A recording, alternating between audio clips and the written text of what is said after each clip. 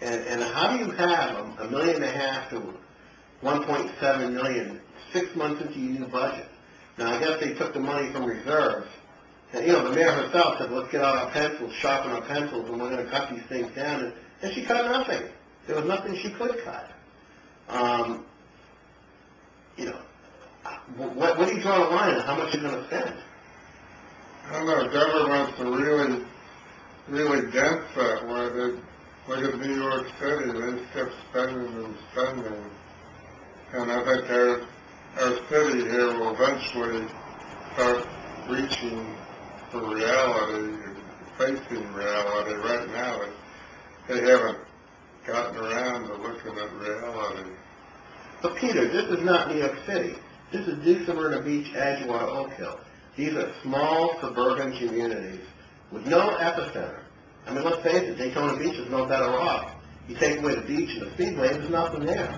I mean, the closest cities we have are Jacksonville and Orlando, and Orlando's 50 miles away, and Jacksonville's 100 miles away. There's no industry here. This is a very large residential area, dependent on T-shirt shops, the beach concessions, and things like that. It's a very it's high-end service industry with low-paying jobs. And when you have city budgets where the employees account for 80 to 90% of your budget, it's kind of tough to, I guess, to have money to put for capital projects. The police station's falling apart.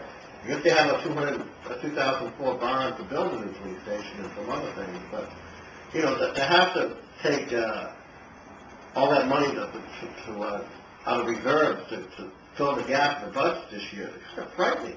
And now that I guess she went to a meeting the other day, and where they had a discussion about the Estes Street project. And for all of you who may not be aware, that's a beachside strip where a hotel used to be or a condo used to be, and it's zoned for a 9-story condo.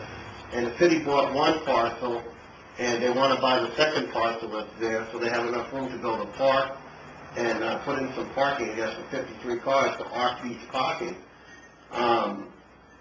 But they don't have the money. They went to the county for $1.35 million. The county said no. We had given $1.4 million already to the Community Redevelopment Agency. They went and met with the Community Redevelopment Agency and said, we don't have the money for this. We've already spent enough money. So what are they going to do? They're going to take the money out of the reserves again?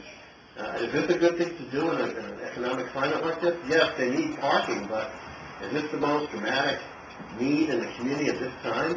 When people are trying to hold on to their homes and gas prices are fast approaching $4 a gallon? I don't know what the city commission's thinking, but I would give Estes Park a much lower priority, just like the redevelopment board did. They get put it way down the line in their priorities. And right now, nobody seems to know whether the project is really worthwhile or not. I didn't hear it. There's some people very enthusiastic about it, but I'm not sure they really understand it. I'm sure I don't. Do you think there's enough thought on the part of the city commission, whether it's New Smyrna or anywhere else, looking at the whole of the community as opposed to appeasing neighborhoods where people are complaining, I want this, I want that? And even if there are federal and national grants, the idea that you still have to come up with $1 million or so for each project of local money, adds up after a while.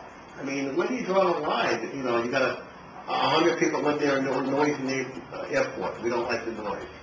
Well, nobody told them to move there. And then you have people live near a waterfront, and they don't like the drainage problems.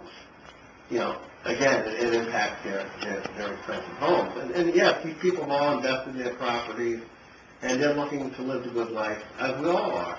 But where do you draw the line in terms of what's the best for the city overall, and how do you appropriate these monies? I mean, there was a commissioner with it, Jim Hathaway, who was vehemently opposed to the FSD project.